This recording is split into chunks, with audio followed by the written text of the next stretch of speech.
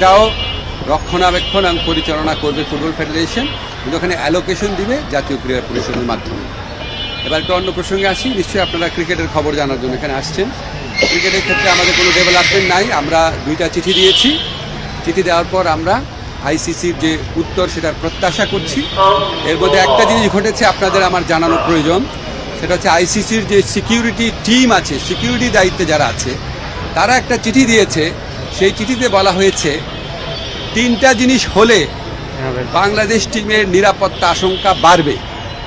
একটা হচ্ছে বাংলাদেশ টিমে যদি মুস্তাফিজ অন্তর্ভুক্ত হয়, 2 হচ্ছে বাংলাদেশ যে দলের যে সমর্থকরা আছে ওনারা যদি বাংলাদেশের জাতীয় যে জার্সি আছে, আমাদের ন্যাশনাল জার্সি আছে, এটা পরে যদি ঘোরাফেরা করে। আর 3rd হচ্ছে ইলেকশন যত এগিয়ে আসবে তত নাকি বাংলাদেশ দলের নিরাপত্তা আশঙ্কা বৃদ্ধি পাবে।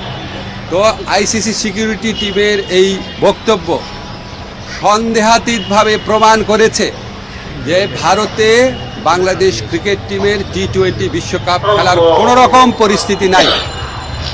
আইসিসি যদি আশা করে আমরা আমাদের শ্রেষ্ঠ বোলারকে বাদ দিয়ে আমরা ক্রিকেট টিম করব, আমাদের যারা সমর্থক আছে তারা বাংলাদেশের জার্সি পরতে পারবে না, আর আমরা ক্রিকেট খেলার জন্য বাংলাদেশের নির্বাচন পিছিয়ে দিব, এর চেয়ে উদ্ভট, অবাস্তব, অযৌক্তিক কোনো প্রত্যাশা হতে পারে না।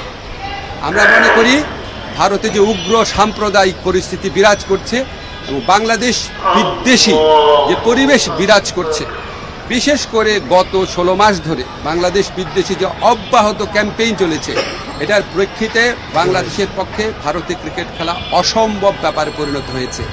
মুস্তাফিজের পর্ব এবং এরপরে আপনাদের যে চিঠির কথা বললাম সেটার মাধ্যমে এটা সন্দেহাতীতভাবে প্রমাণিত হয়েছে। আমরা মনে করি ক্রিকেট খেলার উপর কারো কোনো মনোপলি থাকা উচিত না। বাজার ব্যবস্থাপনার ভিত্তিতে একটা খেলার সম্পূর্ণ বা একটা টুর্নামেন্টের ভাগ্য নির্ধারিত হতে পারে না।